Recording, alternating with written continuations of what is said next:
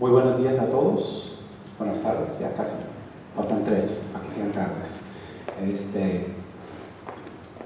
Muy agradecido estar con ustedes hoy y ver a algunas personas que no han podido estar con nosotros desde hace mucho tiempo. Pues damos gracias por eso.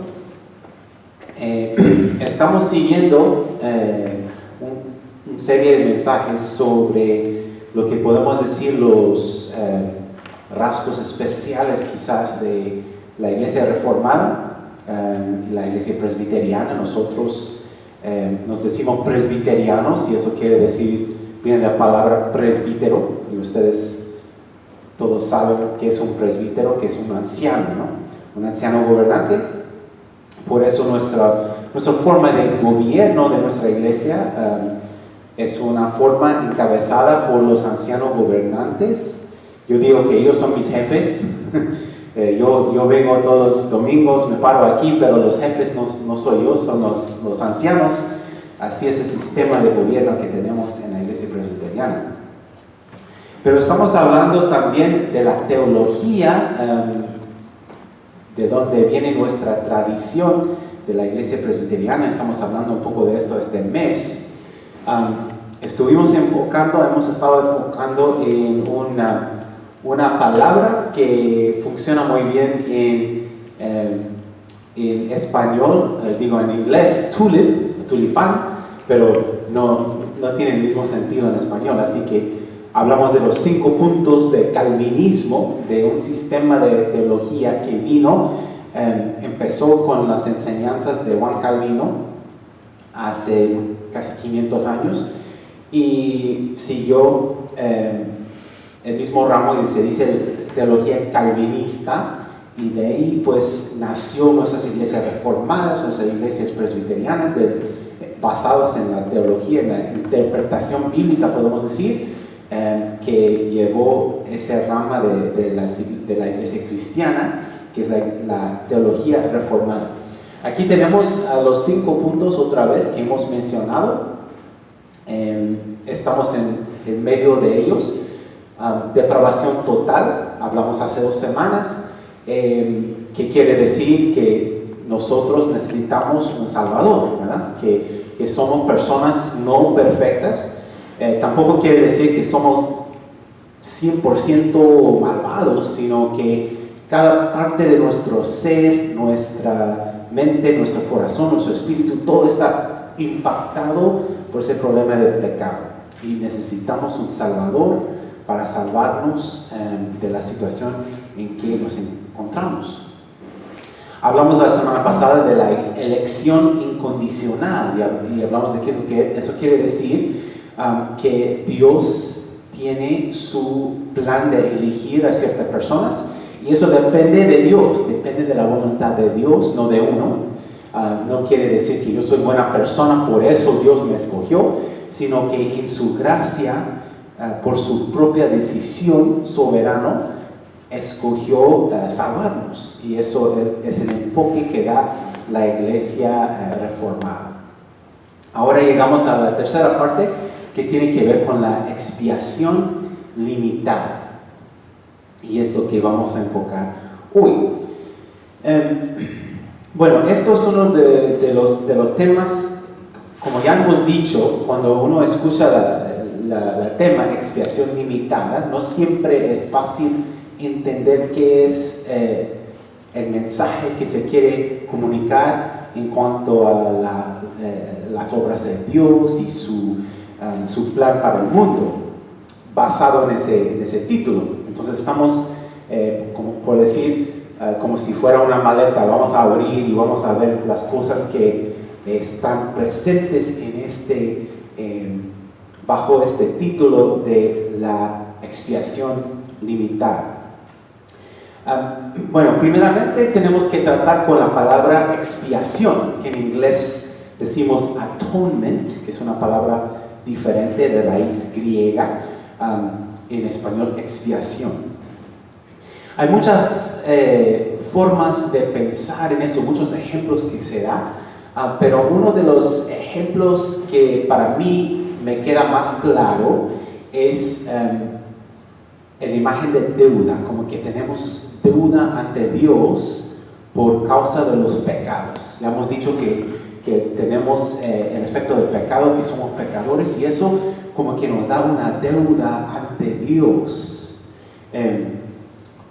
Me vino a la mente esa imagen de los, no sé cómo le llaman en español, pero esa gente como los mafiosos que dan los préstamos, ¿cómo se llama?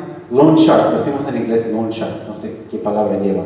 Pero hay cierto grupo de criminales, de mafiosos así que prestan dinero.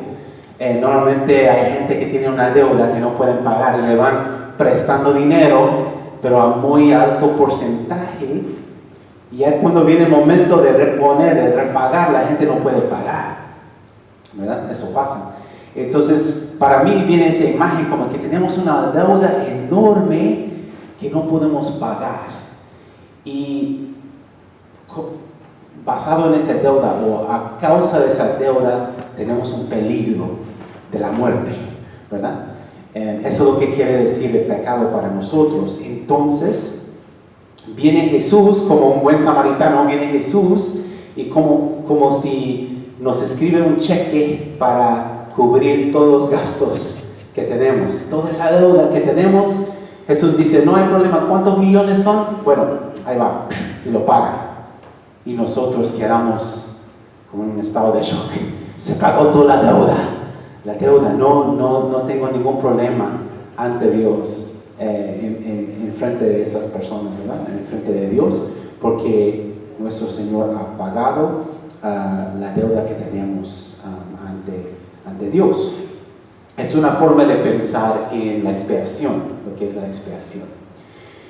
En inglés, la palabra atonement nos funciona muy bien porque podemos romperlo en pedacitos at one y podemos decir en cierta forma que Jesús nos reúne, nos hace uno de nuevo con Dios a través de su sacrificio en la cruz. Eso es otra forma de pensar la reunificación de nosotros con Dios basado en el sacrificio de nuestro Señor en la cruz.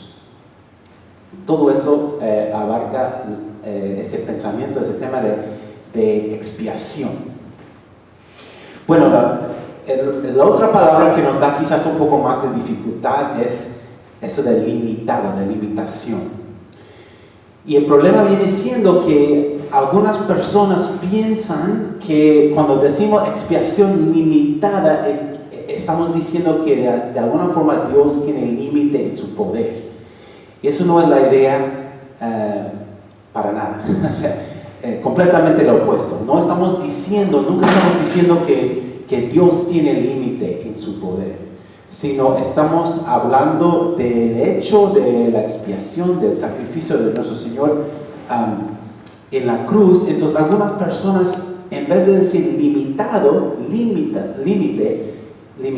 quieren decir definida, porque realmente eso es la raíz de la teología reformada en este punto, que se está queriendo definir ¿qué es lo que sucedió en la cruz? Se quiere entender claro qué es lo que sucedió en ese momento de la cruz. Y para la teología reformada, el raíz de la pregunta es esto. Queriendo definir lo que Jesucristo hizo en la cruz, entonces viene la pregunta: ¿la muerte de Jesús en la cruz solo hizo posible la salvación? ¿O había más en el plan de Dios? Esa es la pregunta que se hace en la teología reformada. O sea, cuando Jesús murió en la cruz, ¿había un plan de Dios para ciertas personas? ¿O Él solamente murió para hacer posible la salvación? ¿Me entienden? Que si el Señor murió en la cruz sin saber Dios que alguien iba a responder con fe al sacrificio de Jesús, entonces es como que Él hizo posible la salvación solamente, o había un plan más profundo. Y eso es lo que enfatiza la teología reformada. Quiere decir que había un plan de Dios para salvar personas específicas, Y de eso se habla cuando se habla de eso de la expiación limitada, la expiación, definida. Están enfatizando que Dios tenía en plan ciertas personas cuando Jesús murió en la cruz. Entonces, cuando uno podemos hablar del otro lado, que es la teología arminiana, ¿verdad? Que cuando uno dice Cristo murió por ti, está hablando de generalmente ustedes como seres humanos, Cristo murió por ustedes, ¿verdad? Por todos los seres humanos. Cuando viene la iglesia reformada, cuando uno dice Cristo murió por ti, quiere decir usted, exactamente. O sea, Dios tenía en mente su persona. ¿Quién soy yo? ¿Quiénes son ustedes? O sea, Dios ya les tenía contado, ya tenía a ciertas personas en su plan cuando Jesús murió en la cruz. Eso es el énfasis, podemos decir, que pone la teología reformada en cuanto a la expiación limitada. Son palabras muy difíciles para mí, que español no es mi idioma natal, así que esas palabras de la teología en español a veces se me dificultan un poco, disculpe. Bueno, esto es la diferencia. Ahora, quizás nos parece un poco difícil de pensar que Jesús, cuando murió en la cruz, no muriera por todo el mundo, sino para gente específica. Y ahí está la tensión en cómo se interpreta ciertos textos claves. Cuando dice que Jesús murió en la Biblia, cuando dice Jesús murió por ustedes, la pregunta viene siendo, ¿la ustedes son todo el mundo o ustedes significa la iglesia? Ahí está la interpretación que está un poco difícil. Pero podemos encontrar en la Biblia muchos textos que nos parece que quieren decir que Jesús murió por todo el mundo, ¿verdad? Y hay otros textos que podemos encontrar en cuanto a la elección que ya hemos hablado, que nos da la idea que Jesús murió por ciertas personas, por personas específicas, no generalmente, sino por ciertas personas. Y ahí viene la tensión, ahí viene la discusión en cuanto a la expiación limitada o definida en contra de la expiación universal, podemos decir, ¿no? Bueno, esto ha sido una batalla, para no entrar en demasiados detalles, eso ha sido una batalla de la teología durante muchos años, y hay grupos que aceptan entre los 5, hemos hablado de los 5 puntos del calvinismo. Hay incluso personas en la iglesia reformada que aceptan solamente 4, que cuando llega a esto de la expresión limitada, ellos dicen, disculpa, pero cuando yo leo la Biblia me parece que no es cierto, que Jesús murió por todo el mundo y ya, así que no voy a hablar de ese punto, voy a hablar de los otros 4. Y esto es otro ramo de la iglesia reformada.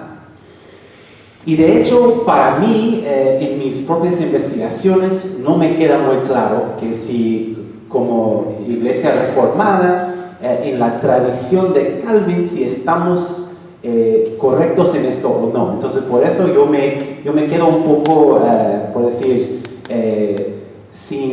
indeciso en este punto, porque cuando yo veo incluso a las opiniones de Juan Calvino mismo, él empieza, me parece, él va por los dos lados, que a veces está hablando de que Jesús murió por todo el mundo, y a veces él está diciendo que Jesús murió por ustedes en la iglesia, por la gente escogida, ¿verdad?, de Dios. Entonces, puede haber más que una forma de interpretar estos textos, no solamente de un lado al otro. Y hay que mantener eso en mente cuando llegamos a un punto tan complicado como esto de la expresión limitada.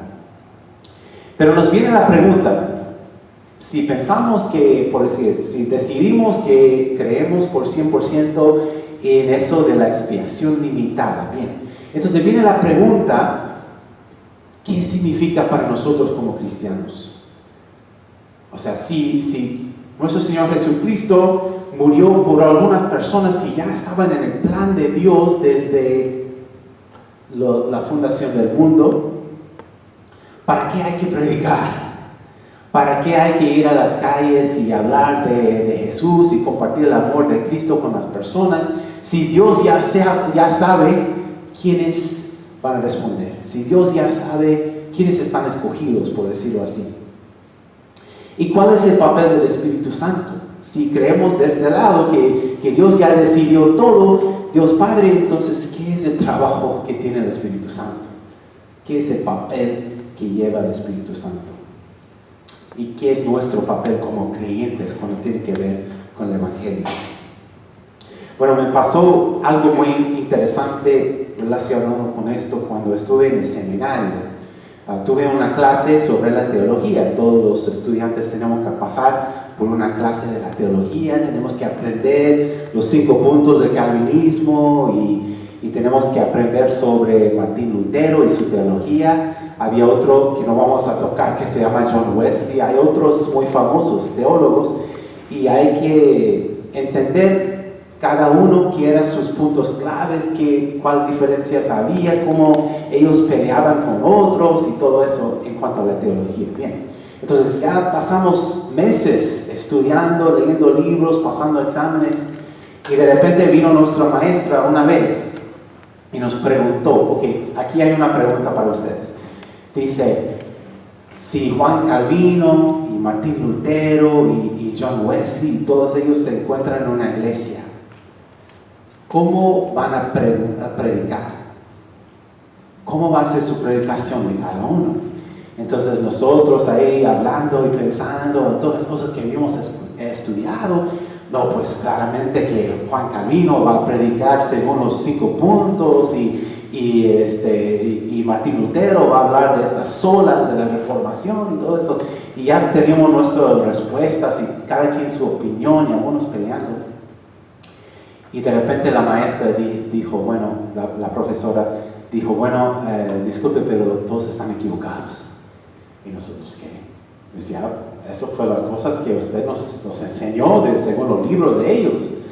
Y ella dijo, toda esa gente va a predicar el Evangelio. Así que van a hablar del pecado que todos tenemos. Van a hablar de cómo Dios no nos quiso dejar en el pecado y por eso mandó al Señor Jesucristo para morir en la cruz por nosotros y que nosotros tenemos la oportunidad de recibirlo como nuestro Salvador.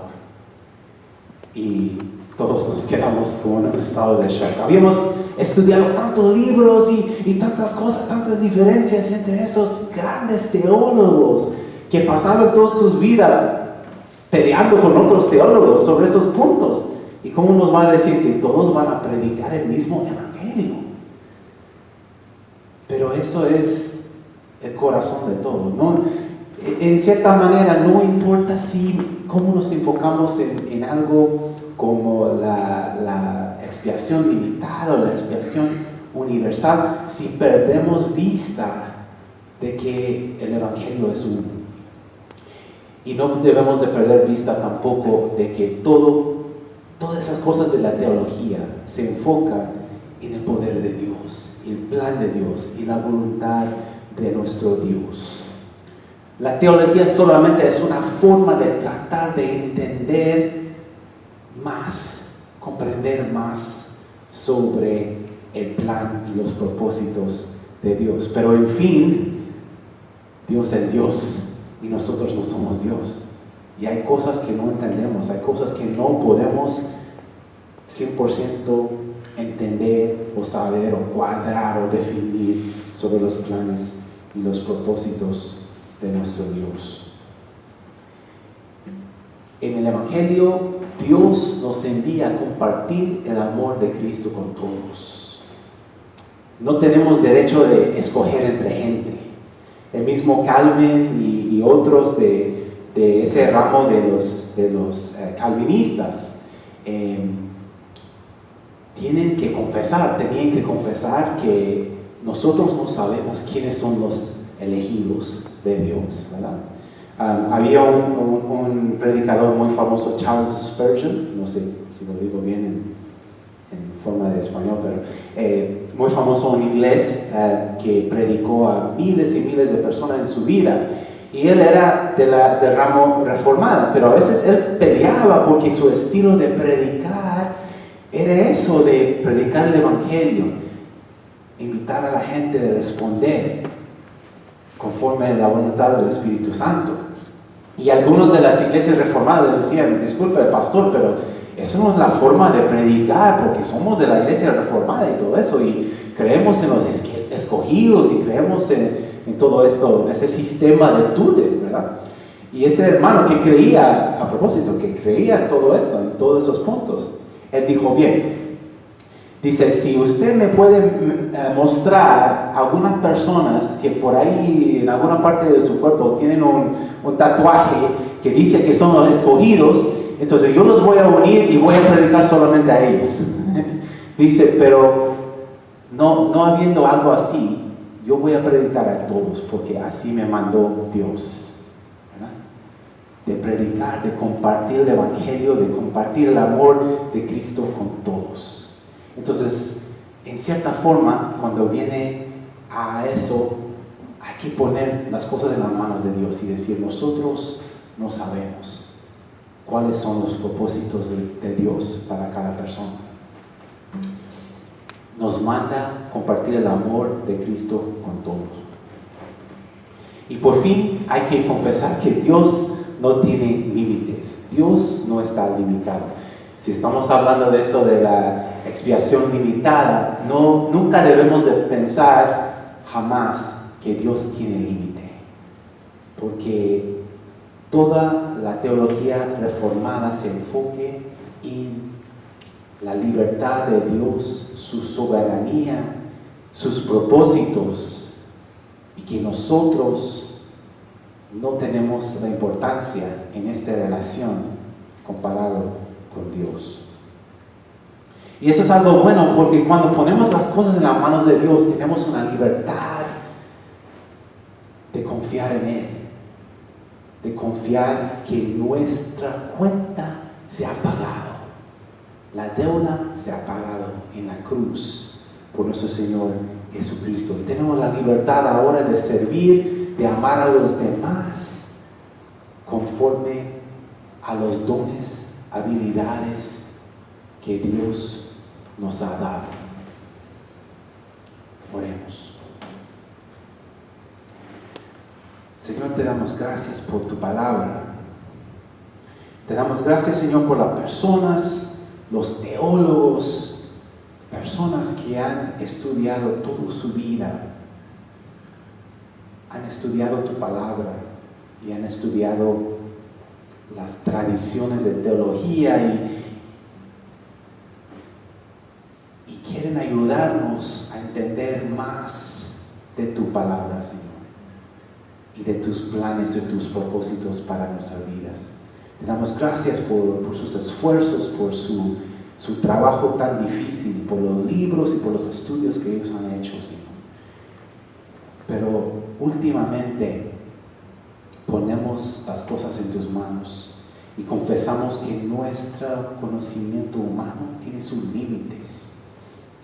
Ayúdanos a través de tu Espíritu Santo de entender más de tu plan y tus propósitos por nosotros, por cada uno, por cada persona, Señor. Te damos gracias porque en tu plan infinito nos encontramos nosotros, siendo pecadores, siendo personas indignos de tu amor, Señor, pero tú nos amaste, nos perdonaste y tienes un plan y una voluntad para nuestras vidas. Ayúdanos a entender más y más de tu palabra que nos guía en nuestras vidas diarias.